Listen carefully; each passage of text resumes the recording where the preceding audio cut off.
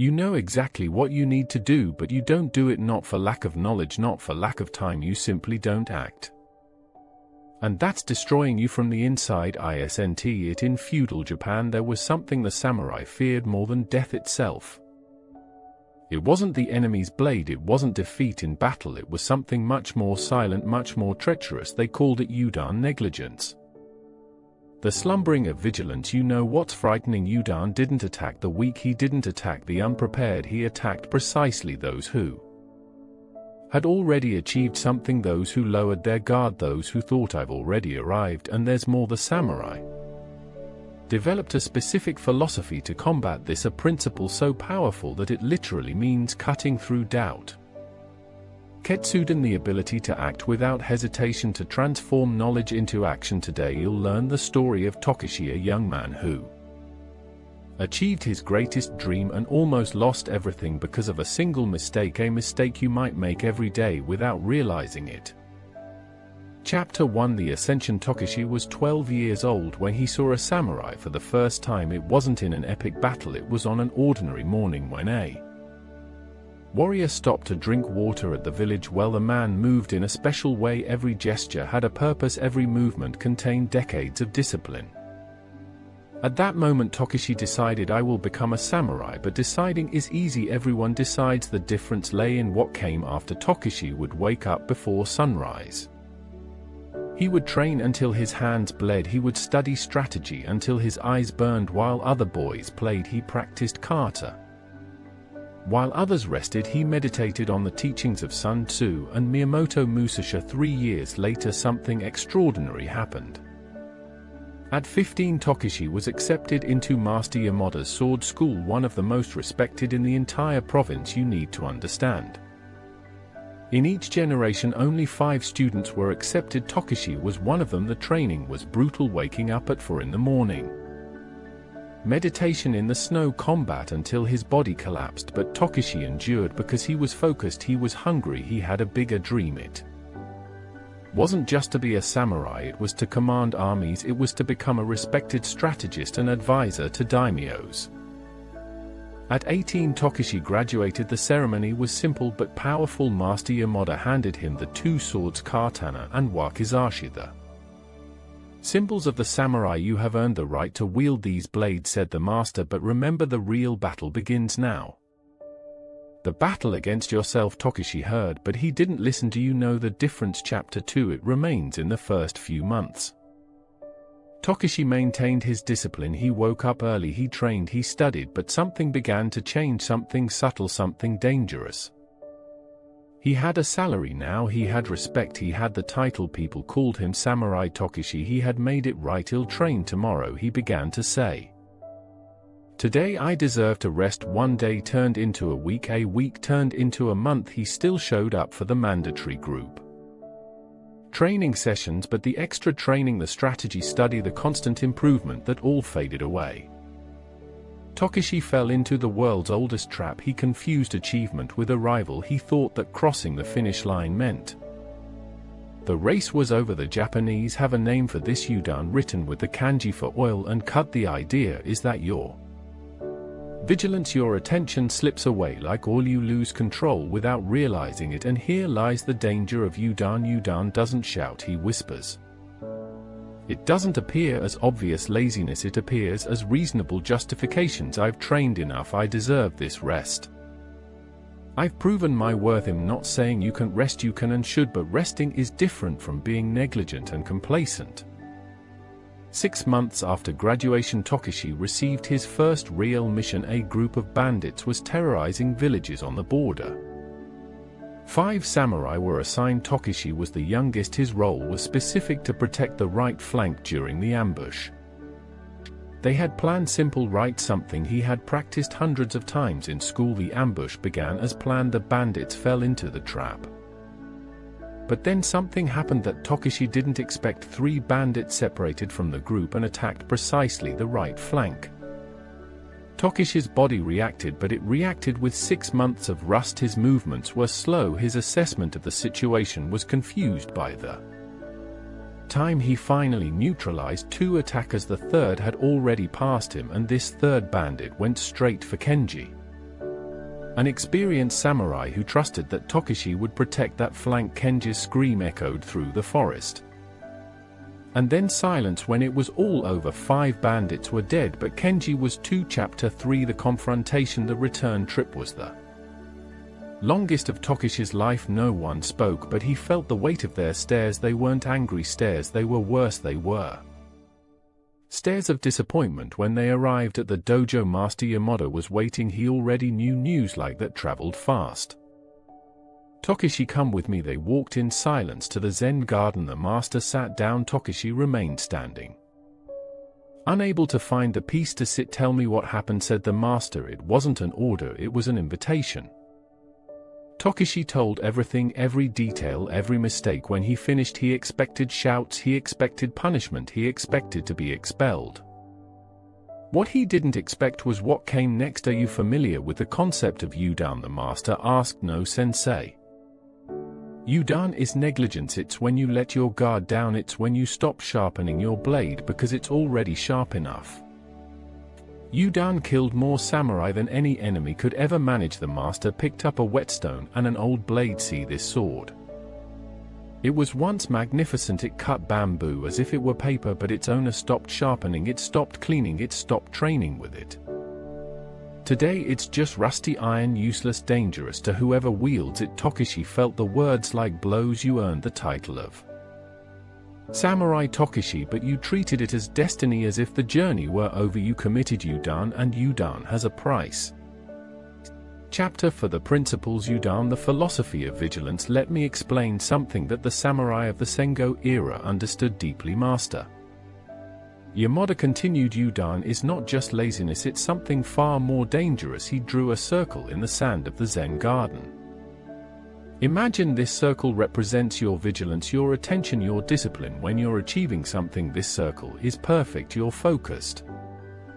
But the moment you achieve it, the circle starts to crack, small cracks, invisible cracks, until one day he erased the circle with a quick wave of his hand. It disappears completely. Yudan comes from the samurai period, but the word literally combines you, oil and dan. To cut, break. The image is powerful. Just as oil slips through your hands when you least expect it, your vigilance slips when you feel secure. The great samurai strategists had a rule. The master said victory is the moment of greatest danger.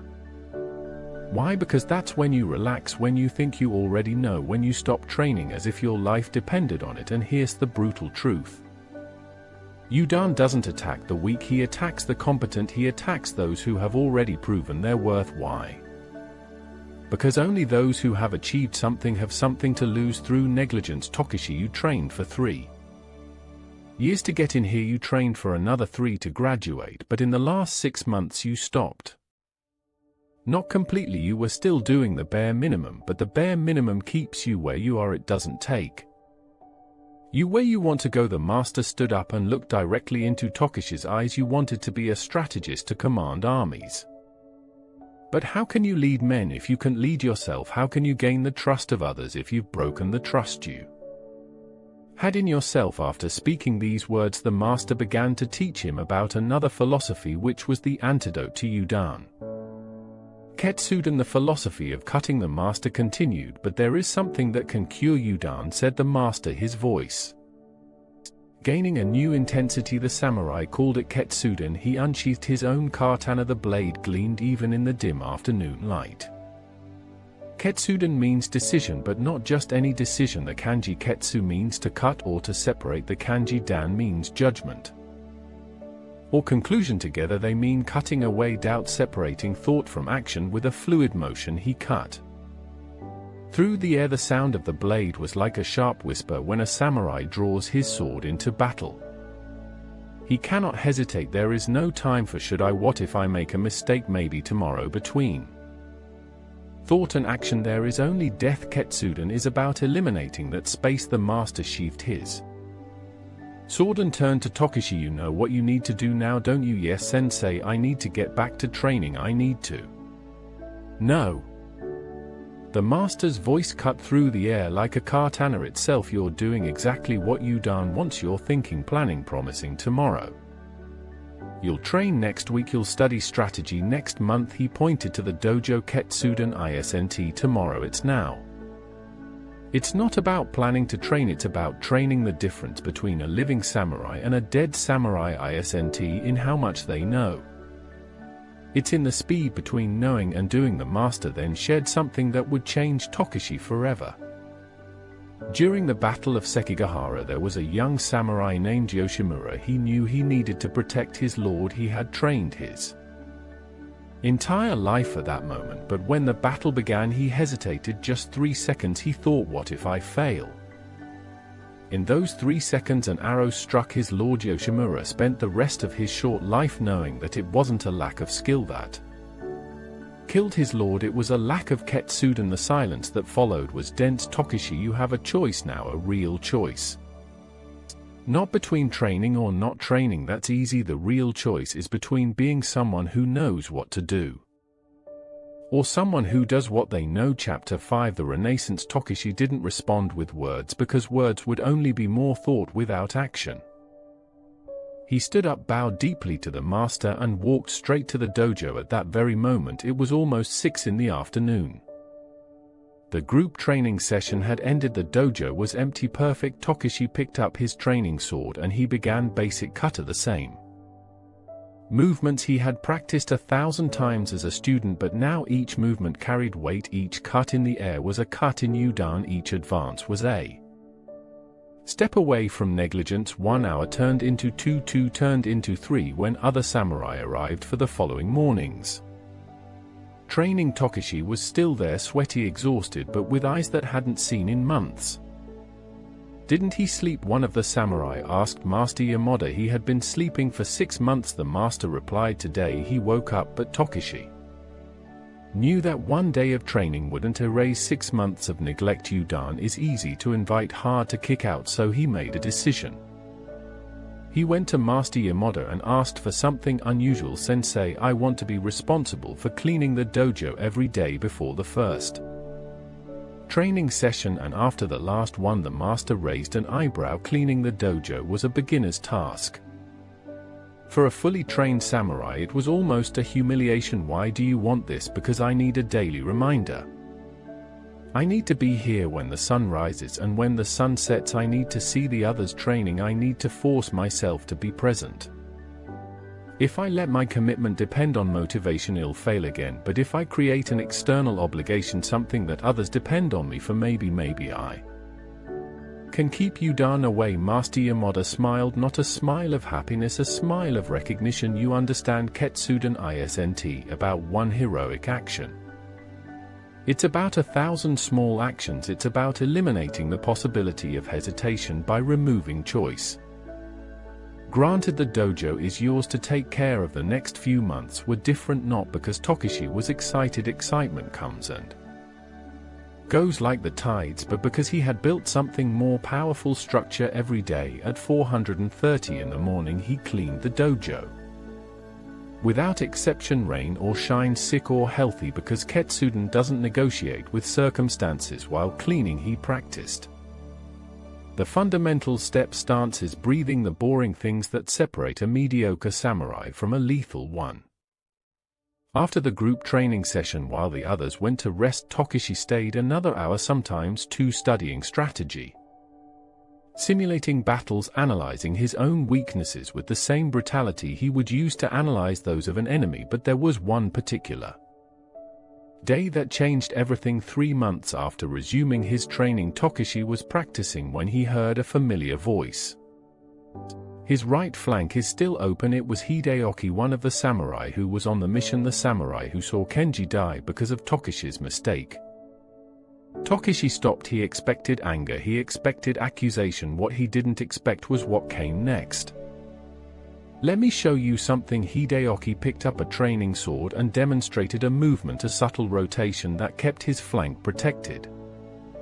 Even during multiple attacks, Kenji taught me that he was obsessed with not leaving any openings. I think he'd want you to know.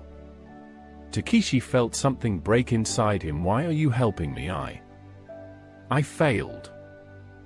Kenji died because I failed. Hideyoki sheathed his sword and looked Takeshi in the eyes. Kenji had a saying he used to say, the death of one samurai teaches more than the life of 100. If you use his death as an excuse to give up, then it was pointless.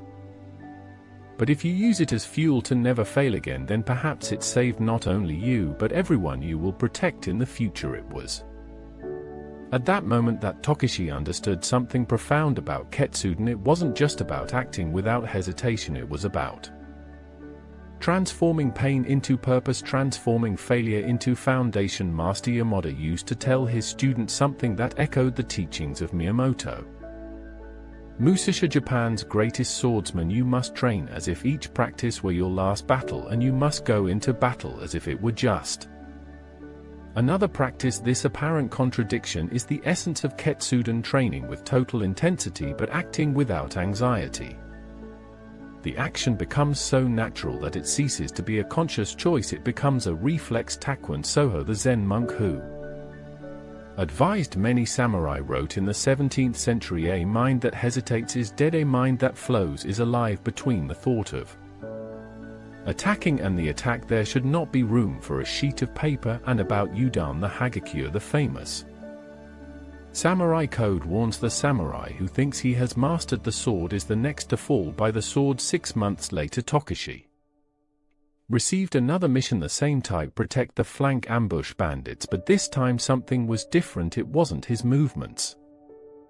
Technically had been capable of that for a year. What was different was the absence of doubt, the absence of hesitation. When 3 bandits attacked his flank again, his body simply reacted. There was no can I do it, there was no what if I miss, there was only movement.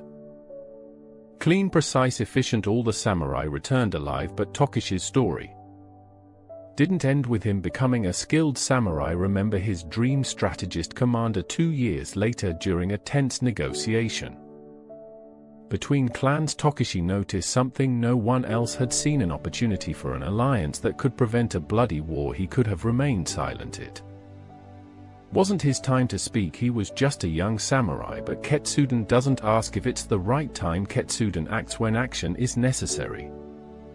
Takeshi spoke, he presented his analysis, he proposed the alliance, and to everyone's surprise the leaders accepted. War was avoided, hundreds of lives were saved. Master Yamada was present. After the meeting he called Takeshi. Do you know what you just did? I just saw an opportunity and acted exactly. A strategist isn't someone who knows everything, it's someone who acts on what they know. Congratulations Takeshi, you've finally become what you were always capable of being. So let me ask you a question. You're not Takeshi, you're not a samurai in feudal Japan, but you have your own flank to protect, don't you? That project, you know, you should start that difficult conversation. You need to have that habit, you know, you need to change that workout, that study session, that phone call. You know what to do.